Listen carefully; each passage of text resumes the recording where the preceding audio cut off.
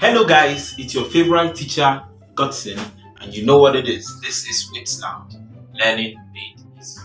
Now, as I be as it be, if you never subscribe for my video, it's important you do so. What am I trying to say? If you haven't subscribed, please do subscribe. Today we're going to be learning something new, that is balancing ionic redox equations. We already know what the redox reaction is. In our former video, we discussed it. So go and look at those videos so that you will understand the concept. But for today, we're going to concentrate on understanding the concept behind balancing an ionic redox equation. Very simple concept. I'll be giving you 8 rules, and with these 8 rules, we should be able to balance any ionic redox equation. Let's start with the first one. Rule number 1 is identify the oxidation and reduction process in the reaction. So the first thing you need to do is to identify which one of these is a reduction process and which one of these is an oxidation inside that reaction. So the first thing that must be done is to identify the oxidation and reduction process. So put that down. Identify the oxidation and reduction process. Rule number 2, split the equation into 2. So once you're done identifying, you separate them, remove the oxidation reaction, separate the oxidation reaction from the reduction process, and then you have that 2 equations are going to pop out. So have this in mind. The next thing you're going to do after identifying them is to separate them, put them in 2 places, and you have 2 equations. That's that. Now, we go to the third rule. Rule number 3 is balance every element in both equations with exception of oxygen and hydrogen. Once you're dealing with an ionic redox reaction, just have this in mind. Balance every other element, but do not balance oxygen and hydrogen. Leave those guys. They don't apply yet. So I take it again. The first rule says identify the oxidation and reduction reaction. The second rule is separate them into oxidation and reduction processes. And then the third rule, which we are discussing now, is balance every other element with exception of oxygen and hydrogen in both equations. Okay, now having said that, we go to rule number 4. I will eventually apply those rules here, but I just want you to take note of them so that when we come to applications, they are going to be quite simple. So have this in mind. I take it again. The first rule, as I said, is identify. Second rule is split. And the third rule is balance every other element, but don't balance oxygen and hydrogen. Now, what do you do about your oxygen and hydrogen? Quite simple. Whenever you want to balance oxygen, you don't balance oxygen by the contemporary method of increasing the number of moles. The rule number 4 states that to balance oxygen, add water molecules. I take it again. To balance oxygen when we are dealing with ionic redox equation, add water molecules. So that's rule number 4. Put it down. To balance oxygen, add water molecules. Now, something very important that should be noted is that the number of moles of water molecules added should correspond to the number of oxygen atoms required to balance the equation. So if it requires 2 oxygen to balance the equation, that means you're going to add how many water molecules? 2 water molecules. We'll get to understand these things the more as we're solving. For now, all I want you to do is to put down the rules. Okay, so we're done with rule number 4, which says balance oxygen by adding water molecules. And note this, that the number of water molecules added must correspond to the number of oxygen atoms required to balance the equation. Okay, now we're done with balancing of oxygen. We go to the next one, which is balancing of hydrogen. Now, balancing hydrogen is quite tricky, but first of all, we'll deal with balancing an acidic ionic equation. Now, if you are dealing with an acidic ionic equation, you balance hydrogen by adding hydrogen cation, which is H+, or the proton. That's how you balance hydrogen. You balance hydrogen by adding hydrogen cations or the protons. Once you do that, your hydrogens are balanced. So you don't just balance hydrogen by putting the number of moles as we contemporarily balance in our equations. It's actually a bit different in this case. That when you are balancing hydrogen in a redox ionic equation, what you should do is introduce hydrogen ions to balance them. Now, that's rule number 5. Now, with that said, we go to the next rule, which is rule number 6. When you are done balancing elements, the next important thing to balance is your charges. your charges are written as superscripts towards the right of every of your symbols. Discussed some things about charges and oxidation number. Look at our former videos and you find that out. But however, what I'm trying to say now is this, that after we are done with balancing every element, the next rule is that we should balance all charges. Now, how do you balance charges? You balance charges by adding electrons. I take it again. Balance the charges on both sides of both equations by adding electrons. Electrons are identified by the symbol E minus. So have this in mind. When you are trying to describe or talk about balancing of charges, what you should do is introduce electrons, which has the symbol E minus. Now, having said that, we move on to the next one. Um, Before we get to the next rule, just take note of this. Take note of this. When balancing charges, electrons are added to the right side of the oxidation reaction or the product side of the oxidation reaction. I take it again. When balancing charges, electrons are added to the right side of the oxidation reaction or the product side of the oxidation reaction. That's for the oxidation process. Then you also write this in note by 2. If the process is reduction, electrons are added to the left side. So I take it again. Balance charges on both sides of both equations. And how do you do that? Charges are balanced by adding electrons. Note, electrons are added to the right side of the oxidation process or the product side of the oxidation process, while they are added to the left side of the reduction process or the reactant side of the reduction process. Okay, with that said, we can leave that and get into the next rule. Please hope you're writing these things down because we're going to apply them in a particular question which we are going to be solving. Now, the next one which we are going to look into after balancing your charges is that you should ensure that the number of electrons gained equals the number of electrons lost. I take it again. Ensure that the number of electrons gained equals the number of electrons lost. Yeah, it doesn't make sense if, for instance, I'm giving you 1 marker and what you're collecting from me is 2. Does it make sense? No. So the point is this. If I am losing 1 electron, the other person gaining should gain how many electrons? 1 electron. So have this in mind, that the number of electrons that is lost has to be equal to the number of electrons gained. So put that down as your 7th rule. Ensure that the number of electrons lost equals the number of electrons gained. Now, having established that, how are we going to come about it? Very simple. So write NB. Now, to do this, use the coefficient. I take it again. To ensure that the number of electrons gained equals the number of electrons lost, we are going to apply something. Now, before I get to that, I hope we all know our elimination method in solving simultaneous equations, where you have something like 2x plus 3y equals 5, and then you have like 6x plus 2y equals 9, and then you are asked that you should solve this simultaneous equation. Now, we know how to solve this. This is quite simple. The basic principle behind solving it is, if you are going to use the elimination method, you will use the coefficient of x in this equation if you want to eliminate x and multiply the second equation, while you take the coefficient of x in the second equation and multiply the first equation. That's basically how to solve simultaneous equation using elimination method. However, this is not what we're talking about now.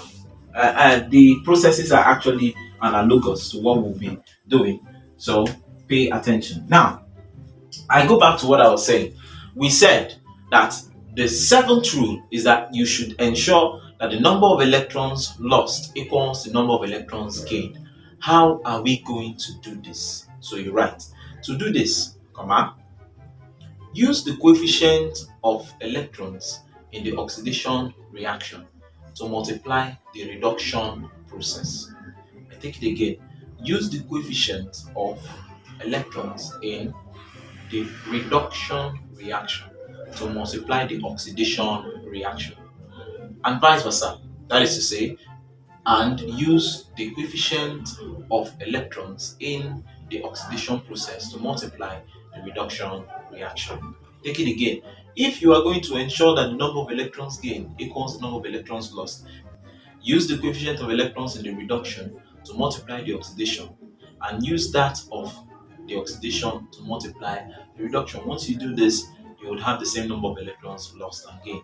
Don't worry, we are going to get to solve questions for you to understand this more. Now, we get to the final rule. The final rule, after you're done with these 7 processes, which is number 8, is combine both equations and remove redundant. Redundant. What do I mean by redundant?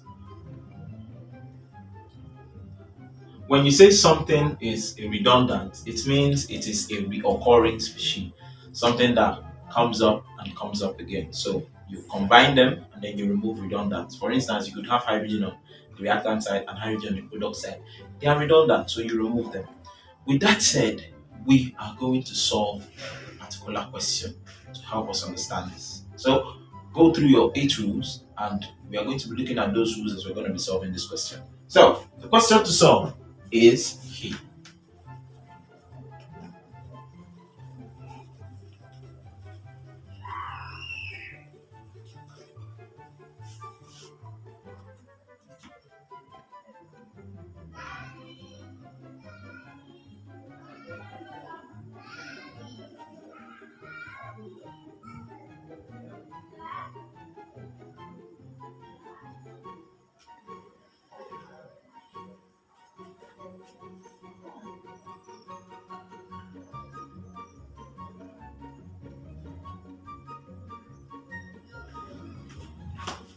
Okay, now we are going to be solving this question, and the question is balance this redox reaction. And how do we get to balance it? We're going to be applying every of those rules, and once we apply them, we'll get our answer. Now, the first thing we have to do is to identify the oxidation and reduction process. Identify the oxidation and reduction process, which is not something too cumbersome because we've discussed this before. So look at our former videos for you to understand this. However, the little thing you need to understand about that is oxidation is the increase in oxidation number. I take it again. Oxidation is the increase in oxidation number, while reduction is the decrease in oxidation number. So once you look at this thing, you're going to be considering which of these elements has an increase in oxidation number. Any element here that has an increase in oxidation number is involved in the oxidation process, while any element here which has a decrease in oxidation number is involved in the reduction process. So with that said, we get to work. Now, manganese here is plus 7. How do I know? Our normal process of finding the sum of individual oxidation numbers of elements in a particular radical is equals its charge. And once you do that, making manganese the subject of formula, we have plus 7. For you to understand this more, please go back and watch our videos how to determine oxidation number. Chromium here is plus 3. Manganese on this case, on this side, is plus 2. And then chromium here is plus 6. So we're going to be considering which one of them is the oxidation process, which one of them is the reduction process. Remember I said oxidation occurs when there is an increase in oxidation number, while reduction occurs when there is a decrease in oxidation number. So let's look at it. Manganese here has plus 7 on this side, and when it goes over, it has plus 2. Meaning that it went from 7 to 2. That's a decrease, and once you have a decrease, this is known as reduction. So we've identified our reduction process here. Manganese was 7 here, on the other side it was 2. So what happened there? Reduction. We go to the next one, which is chromium. Chromium is plus 3 here, and on the other side it is plus 6. What does that imply? That there was an increase in oxidation number. So what does this mean? That we have an oxidation process occurring here. So that's the first thing. Identify your oxidation process and your reduction process. How did we get to understand our reduction? Reduction is the decrease in oxidation number, which happened here. From plus 7, it went to plus 2. Oxidation is an increase in oxidation number, which happened here. From plus 3, it went to plus 6. So that's that. So put this down if you want to, as we go to the next rule. Okay, so rule number 2. Rule number 2 states that split both the equation into 2 reactions, which is oxidation and reduction. So what we're going to do is, having identified them, we separate them. That's all we're doing. So we have the reduction reaction is from manganese 7 to manganese 2. So that's why we wrote it separately. And then for the other guy, it's going to be Cr2O3 reacting to give Cr2O7 2 minus, and this is our oxidation reaction. Rule number 2 done. So put this down. Rule number 2 splits them, and that's what we did. They were combined together, but we now separated them. The oxidation process was taken away, and the reduction process was taken away. Okay, so put that down. Now we go into the next one, which is rule number 3. What does rule number 3 say? We all know it, so you can help me read that together. Yes, balance every element in both equations with exception of oxygen and hydrogen. That's not easy to quite hard to do, so let's get to do it. Now, for the first guy, which is the reduction reaction, we have one manganese here, one manganese here, so it's balanced. Manganese is balanced, but remember they said forget about oxygen and hydrogen for now. Okay, so we're done with that. We go to the next one. We have 2 chromiums here, and how many chromiums here? 2. So yeah, balanced. So we don't need to do anything. That is what you need to do to get to solve rule number 3, and that's that. Balance every other element, but do not consider oxygen and hydrogen for now. We'll go to rule number 4 and see what we're going to do with oxygen. Now, rule number 4 now tells us something quite special or different. What is it trying to say? Rule number 4 states that we should balance oxygen, and there is a special way of balancing oxygen in ionic redox equations. How do you balance oxygen? You balance oxygen by adding water molecules. Now note, the number of water molecules that has to be added should correspond to the number of oxygen required to balance it. So let's look at this. We are going to be balancing oxygen on this side and even in the oxidation reaction. And with that said, let's do this together. Okay, I'm going to wipe this and then put it out around here, so we'd have space for oxygen. Okay, and I'm going to rewrite this. Okay, so we'll have Cr2O3 reacting to give Cr2O7 2 minus. This is the oxidation reaction. Okay, so let's get to work. Now, there are 4 oxygen atoms on this side of the equation, and there are none on the other side. Remember, if we are to balance oxygen, all we need to do is to add water molecules. Now, since there are 4 here, and here we have none, we need 4 oxygen to be able to balance this. But instead of adding oxygen, what you expected to add is water molecules. And that's that. So, how many of the water molecules am I adding? There are 4 oxygen on this side. I require 4 oxygen here, so 4 water molecules. Quite simple, right? Okay, you could help me try out and look into this. On this side, you have 3 oxygen atoms here and 7 on the other side. Now, if you notice, 7 is on this side, 3 is on this side. If we are going to have a balanced equation, both sides need to be 7. So, how many oxygen atoms am I going to be adding to the reactant side to make it balanced? Yes, it's 4. Correct, because 7 on this side, 3 oxygen on this side. If I'm going to balance the oxygen, I'll need to add 4 more oxygen atoms. However, we don't add oxygen atoms when we are dealing with ionic redox equation. What we are going to add to balance oxygen is 4 water molecules. Hope this is understood. Okay, so with that said, we go to the next rule, which is rule number 5. What is rule number 5 trying to tell us? Rule number 5 is quite simple, and it says when balancing hydrogen, balance it by adding hydrogen cations or protons. Hydrogen cations, as I said earlier on, is represented by H+. So when you are balancing your hydrogen, don't just balance it anyhow. You balance it by adding hydrogen cations or protons. Yes. Now, what do we do with respect to this? Let me clean this so you could rewrite your equations, and then you write rule number 4. So this is rule number 4. I'm stepping into rule number 4. What do we do about rule number 4? Quite simple, right? Sorry, get the board ready. Remember, this is our reduction reaction and this is the oxidation reaction. Okay, so what do we do? Quite simple. So let's look at this.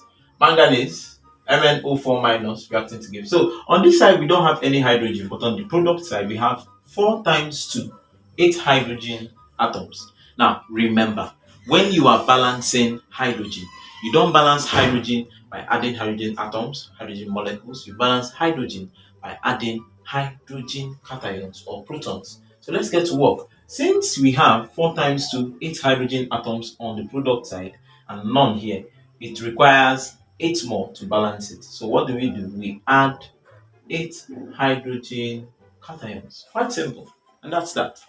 The same thing happens here. We have 4 times 2, 8 on this side. How many are we going to add to the product side to make it balance? Yes, it's 8 because you don't have anything here, any hydrogen I meant to say here, and you have 8 hydrogen here. So what do? If you have 8 here, to balance hydrogen on the other side, we have to add 8 hydrogen ions. Remember, when you are balancing hydrogen, you balance hydrogen by adding hydrogen ions. Okay, I guess rule number 4 is done, and we can go to the next rule. What is the next rule? Rule number 5. Oh, sorry, rule number 6. I meant to say. It now states that we should balance the charges. Once you are done with balancing all the elements, because we started with by balancing every other element, science, oxygen, and hydrogen. Then we balanced oxygen, and after balancing oxygen, we went further to balance hydrogen. Now, once you are done with balancing hydrogen, the next thing you need to do is to balance the charges. Now, the charges, look at these numbers. The superscript towards the right. The charge here is -1, here is plus, here is 2 plus, here is 0. Here is 0, here is 0, here is -2, and here is +1. So have this in mind. You are supposed to balance the charges. Ensure that the total charge on this side is equal to the total charge on the other side. Now, how do we do that? To balance the charges, you add electrons. Note, electrons are added to the right side of the oxidation reaction and to the left side of the reduction reaction. So I take it again. When you are dealing with your redox reaction and you expected to balance charges, you balance charges by adding electrons. Electrons are added to the left side of the reduction reaction and to the right side of the oxidation reaction. Okay, so let's show you what we mean by that. So I'm gonna take this off and rewrite it. I'm writing exactly what we had there before. So nothing new, just exactly the same thing. So to avoid confusion, I'm just taking it out of the board because we don't have much space, So we're just trying to get this out and wipe it clean as much as possible. Okay, remember, we are trying to balance the charges here. So we have that the reduction reaction is NnO4 minus plus 8H plus reacting to give Mn2 plus 4H2O. Okay, so when you are balancing reduction reactions, you add electrons to the left side. Okay, so our left side, is on this side. Left side, left side, left side. The left is this side, or your reactant side. So you add the electrons. One of the reasons we add electrons to the left side is because, as we know, reduction is the addition of electrons to the reactant. So we have electrons. Now, rule number 6. What is rule number 6 trying to say? Rule number 6 is trying to say that we should balance the charges. And how do you balance the charges? You balance the charges by adding electrons. Note this. Electrons are added to the right side of the oxidation process and they are added to the left side of the reduction process. Do not forget this. So we have the equation. All I did was I rewrote that equation. Remember, I'm not changing any value as we are solving and bringing down each of those equations down. So have this in mind. I just rewrote it. Now, the reduction reaction we had, if you look at the last step you did, this was where we stopped. So they now said if you are going to balance the charges, you balance the charges by adding electrons. But note this. If you are adding electrons to a reduction reaction, it's a reduction reaction. Electrons are added to the left side or to the reactant side. So we're going to add that electron. Electron symbol is E minus. Now, we do not know how many electrons will be required to balance it entirely. So I would show us 2 methods of solving this. We call one the long method and the other one the short method. Anyone you feel is okay, just use it. Now let's start with the long method. First of all, we'll introduce the coefficient. The coefficient of the electron x, and then begin to solve for it. Now we have MnO4, and we're going to solve it like an algebraic equation. The charge in manganese tetraoxomanganate 7 is -1, and we'll multiply it by the number of moles to get the total charge in each of the radicals or the substances we are dealing with. We have -1 here, -1, and there are how many of them? Times 1. Plus, we have +1, and there are how many of them? Times 8. We have -1 as the charge of the electron, and there are how many of them? We don't know. Unknown. We call it X. Now, the reactant sign turns into equals, and then we go to the next side. We have +2, and there are how many of them? 1. So we have +2 times 1. Then, finally, the charge of a neutral substance is 0. So we have 0 times how many of them? 4. So we'll get to solve. -1 times 1 is going to give us -1, plus 1 times 8 is going to give us +8, -1 times x is -x, and then we have +2 times 1 is +2, and then we have 0 times 4, which is 0. With this, remember, we're looking for the number of electrons, and that is x. So how do we get to solve it? We now have -1 plus 8 minus x equals +2. Subject of formula, okay? Normal mathematics, you do it. So what's going to happen here? We take our minus, okay, so the values we cross, we have -x is equals +2 plus 1 minus 8, and that leaves us with -x equals -5. Cancel, cancel. The value of x is 5. So that means that the number of electrons that was added to the reduction reaction to bring about a balance of all the charges is how many for this reaction? 5 electrons. So you can put that down, look at it slowly, and then try to understand it. Put it down, look at it, try to understand it. Okay, this is the long method of solving this. I will show us a short method of solving it. It could help you. If you understand this, you use this. If you understand the shortcut method, you could use that. The most important thing is use the one you fully understand. So, having said that, I'll be taking this out of the board. Okay, please note this is 8. Don't mind my handwriting. Okay, so let's get to work. I'm taking this out of the board. If you prefer this long method, use it. If you don't like this, watch out for the second or the shortcut method. Now, when you are now given the same thing x, how do we find x? Now, it's quite simple. The simple way of finding x is, remember that the substance here that was reduced is manganese.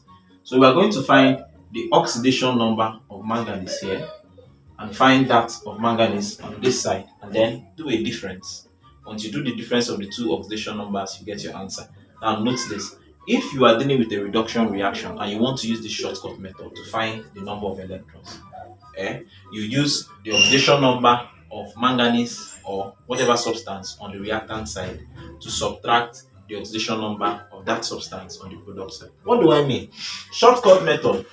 How do I find the number of electrons? What is the oxidation number of manganese here? It is +7. What is the oxidation number of manganese on the product side? It is +2. So what do I do to find the value of x? X is equals difference of oxidation number. X is equals difference of total oxidation number.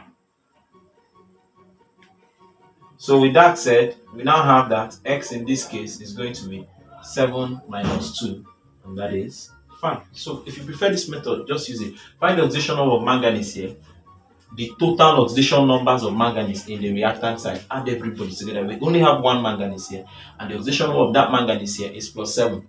We only have one here, and its oxidation number is +2. So what do? +7 minus +2, and you have the number of electrons. Quite easy, right? That's the shortcut method. If you don't understand this, you can go back and use the longer method. Okay, so with that said, we notice that we still got the same answer, 5, and that's our answer. So I guess you guys should try out for the oxidation reaction. I'll have to replace this with 5. So for our oxidation reaction, let's see, we had Cr2O3 plus 4H2O reacting to give Cr2O7 plus 8H plus. Now, for the oxidation reaction, when you are balancing your charges, Forgot this charge. 2 minus. Please do not forget your charges. Now, when you're balancing your charges, you add the electrons to the right side or the product side. So this is an oxidation reaction. So we're going to add our electrons here. Plus X E minus. Remember, we don't know what the number of electrons required to balance it, so we're going to find it first. For the reduction reaction, we've gotten 5. So you guys try it. Try it out. Okay, now having tried it, you would have something like this. Now remember, as I said, the long method, all the oxidation total charge here equals the total charge here. So let's tend to equate that and solve it algebraically. We have the charge for Cl2O3 is 0. And how many of them do we have? 1 of them. Plus the charge for H2O is 0. How many of them do we have? 4 of them. The charge for Cr2O72 minus is minus 2. How many of them do we have? We have 1 of them. The charge for hydrogen ion is plus 1, and we have 8 of them. And then finally, the charge of the electron is minus 1, and we have X of them. We don't know. So let's get to work. 0 times 1 is 0. 0 times 4 is 0. And that is going to be equals minus 2 times 1 is minus 2. Plus 1 times 8 is plus 8. And then minus 1 times X is minus X. So what do we do at this point? Collect like terms. So to collect like terms, X crosses over. What do you have? You have X is equals 8 minus 2. Therefore, X is equals 6. So for our oxidation reaction, the number of electrons that was added to the product side, in this case, hope you know that oxidation is the loss of electrons. Thank you. So the number of electrons that was lost from the reactant side is how many? It's 6 electrons. So have this in mind, it was lost and transferred to the other side. That's why you have it on the product side. So it was lost from the reactant side. So have this in mind, the total number of electrons that was lost in the oxidation reaction is 6. But for the reduction reaction, the total number of electrons that was added is 5. Hope this is understood. Okay. Now, this is the long cut method, or the longer way of solving it.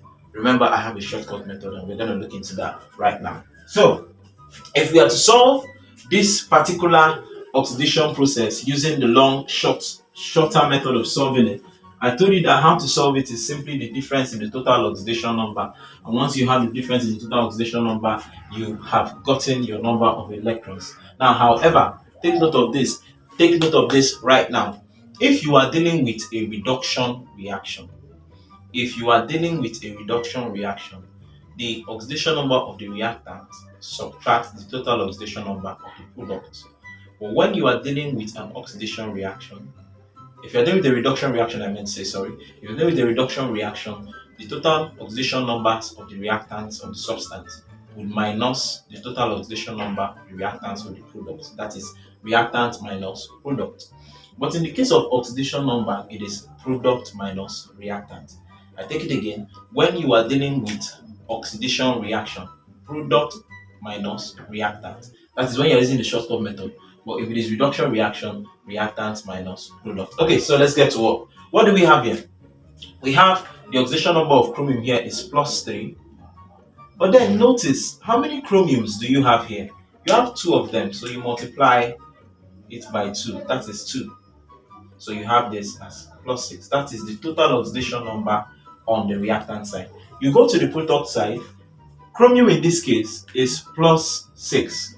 I've taught us how to solve oxidation number, so go and look up our videos on how to determine oxidation number to understand this more. But chromium here is plus 6, but then you have 2 of them. So this is plus 6 times 2. Remember, I did not say the difference in their charges. I said the difference in their oxidation numbers will give you the number of electrons. Okay, so we have plus 6 here, and what do we have here? Plus 12. I told you, once you are dealing with an oxidation reaction, the product subtracts the reactant. If it is a reduction reaction, the reactant subtracts the product. So what do we have? In this case, it will be 12 minus 6. And what do we have? 6. Shortcut method. So our X, or the number of electrons in this case, is now going to be 6 electrons. Okay, so what we're learning, and that's that. It looks quite long and rigorous, but I'm trying to ensure that we get into every aspect of balancing a redox equation. That's why it's taking this long. However, when you're solving it on your own, it's not going to take you 3 minutes, or it could take you less than that, depending on how much of an understanding you have. Please note this. For now, while solving this question, be looking at the rules. Take note of the rules and take them step by step. Once you apply all these rules, you would be able to get your answers correctly. Okay, so we are done with that particular rule, which happens to be the sixth rule, and we would have to go into the next rule, which is rule number 7. Now, we have the reduction reaction as this, the oxidation reaction as this, and rule number 7 is trying to say that the number of electrons lost from the oxidation reaction must be equal to the number of electrons gained by the reduction reaction. And if you notice, in this case, it is not same. You have 6 electrons lost and 5 electrons were gained. It doesn't make sense. So what do we do? If you look at your note, you find out that what is supposed to be done here is that use the number of coefficient of electrons in the reduction reaction to multiply the whole of the oxidation reaction. I take it again. To ensure that the number of electrons lost equals the number of electrons gained, use the coefficient of electrons in the reduction reaction to multiply the oxidation reaction, and use the coefficient of electrons in the oxidation reaction to multiply the reduction reaction. What do I mean? The coefficient of electrons in reduction is 5. So I would use this 5 to multiply the whole of the oxidation reaction. So the 5, which is the coefficient of electrons in the reduction reaction, will multiply the oxidation reaction, while 6, which is the coefficient of electron in the oxidation reaction, will multiply the reduction reaction. So quite simple, right? It's mathematics. So use the coefficient of electrons in reduction, which is 5, to multiply the whole of the oxidation reaction, and use the coefficient of electrons in the oxidation to multiply the whole of the reduction reaction. Okay, so with that said, we are going to have new values. So let's get to work. Let's start with this. So we're multiplying by 6. So this is going to be 6 times MnO4, 2 minus. It will give us 6. That's for our reduction reaction. We're using the coefficient of oxygen, of the oxidation reaction to multiply reduction, which is 6. So 6 times MnO4 will be 6 MnO4 minus plus 6 times 8H plus. 6 times 8 is 20. No, that's not it. 6 times 8 is 48. H plus. 6 times 5 electrons is 30 electrons. 6 times 1 Mn2 plus is 6 Mn2 plus. 6 times 4H2O is 24 H2O. And that's that for the reduction. So we come to the oxidation reaction. For the oxidation reaction, we are multiplying by 5. So this is 5 times Cr2O3, and that's going to be 5 Cr2O3 plus 5 times 4H2O is going to be 20 H2O, reacting to give 5 times Cr2O7 2 minus 5 Cr2O7 2 minus plus 5 times 8H plus, and that's going to give us 40 H plus, and then finally 5 times 6E minus, that is 30 E minus. Okay, so that's the 7th rule, and the next thing we're going to get into is the final rule. So put this down before we get into the final rule.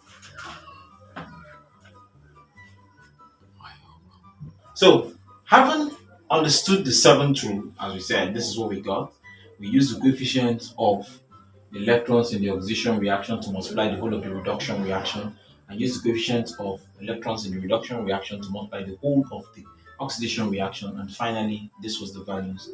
These are the values we have. Now, with this said, we now apply a final principle, which brings us to the end of this process.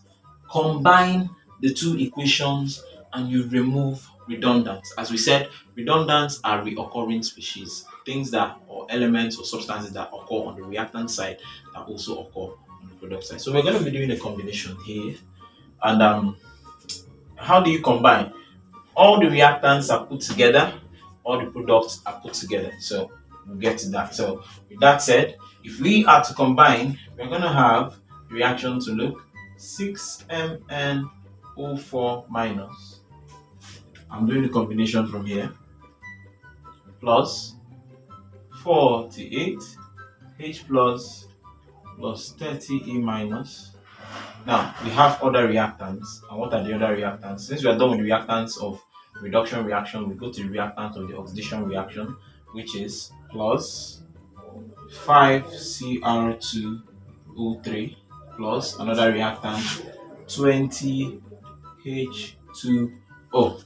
Okay, so we're done with all the reactants, and then we go to combining the product. Now, because of the size or the space of our board, I'm putting my reaction sign this way. So we now start combining the products. What are the products? We have 6Mn2 plus 24H2O. We're done with that of the reduction reaction. We go to the oxidation plus 2Cr2O7 2 minus plus 40H plus 30E minus. Okay, so with that said, we have gotten to almost the end. What is the final thing we need to do? Remove redundants. Redundants are reoccurring species, substances that occur on the reactant side that are also on the product side. So please, let's remove these things together. Now, first of all, you should have noticed that on the reactant side we have electrons, and on the product side we also have electrons. So what do? If we are to remove 30 electrons here, we would also remove 30 electrons here. So the redundant electrons are gone. Okay, so which other one is redundant? We have 48 hydrogen ions here and 40 hydrogen ions on the product side. Please note, this is the product side. Oh, sorry, the reactant side. This is the reactant. This is the reactant, and this is the product. Okay, so on the reactant side, we have 30 electrons which we removed and 30 in the product. So if you remove 30 from the product, you also have to remove 30 from the reactants. We go to the next one. We have hydrogen is redundant. Hydrogen ion is here and hydrogen ion is there. So if we remove 40 hydrogen ions from here, we are also going to remove the same number from the reactant side, which is 40. And when you remove 40 from 48, what you're going to have left is 8 hydrogen ions. So you have 8 hydrogen ions remaining. Okay, is there any other thing that is redundant? Yes, water molecules are redundant. So we have 20 water molecules. If we remove 20 from here and remove 20 from here, we are going to be left with just 4. So removing the redundant, that means we are going to have water molecules only on one side. What we're trying to do is to ensure that all the elements represented are singly represented either on the reactant side or on the product side. So that's what just happened here, and that's basically what we achieved by removing the redundants. Now, I don't think there is any other redundant. Please note, redundant has to do with the elements, the substance, the compound, the species, not the number.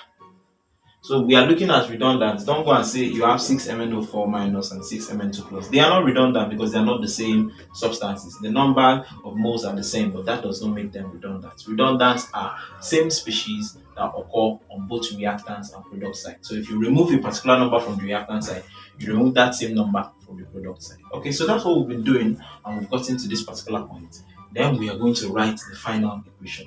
Now, our final equation from what we just did, if you are following, would have 6MnO4 minus plus, instead of having 48, we removed redundant, and then we have 8 hydrogen ion plus no more electrons. That's the implication. So plus 5Cr2O3, and that's that, because we don't have any other. So we now go to the products. Reacting to give, we'll have 6Mn2 plus how many water molecules? We have 4 water molecules. And how many? What do we have here? We have plus 5Cr2O7 2 minus. I don't think there's any other thing. That's that. So this is our balanced equation. Let's confirm. We have 6Mn, 6 manganese. We have 6 times 4, which is 24 oxygen atoms here. This is 5 times 3, which is 15. So 24 plus 15 is going to give us what? 9, 39. So we have 39 oxygen atoms. Let's check for this side. Now on this side, we have 4 oxygen here plus 5 times 7 is 35. 35 plus 4 is 39. So the oxygen atoms are balanced. Okay, let's make that more official so we could understand it more. Let's wipe this and write it properly. So I take it again. We have manganese on this side, manganese on this side. We have chromium on this side, chromium on this side. We have hydrogen on this side, hydrogen on this side. We have oxygen on this side, oxygen on this side. So let's see if our process has actually led to a balanced equation. So what do we have? Manganese here is 6 in number. So we have 6 atoms of manganese on the reactant side and also 6 balanced. Chromium, we have 5 times 2, 10 atoms of chromium on the reactant side, 5 times 2, 10 atoms of chromium on the product side. Hydrogen, we have 8 atoms of hydrogen on the reactant side, and this is 4 times 2, which is still 8 atoms of hydrogen on the product side. Then for oxygen, we have 6 times 4 is 24, plus 5 times 3 is 15. Altogether, we have 39 oxygen atoms. And then on this side, we have 4 times 1, which is 4, plus 5 times 7, which is 35. Altogether is 39. So we find out that everything is balanced. And that is how to balance a redox ionic equation. Okay, so apply those 8 rules, and I assure you, you wouldn't have any problem solving. Okay, before I leave you guys, I would like to drop this question. So go on and try it. You could send your answers in the comment section. Try this out. Balance this equation. Cr2O72 minus plus C2O4 2 minus reacting to give Cr3 plus CO2. So try balancing this equation and see what you get. Remember, this is Wits Lounge, where learning is made easy. Thanks for watching.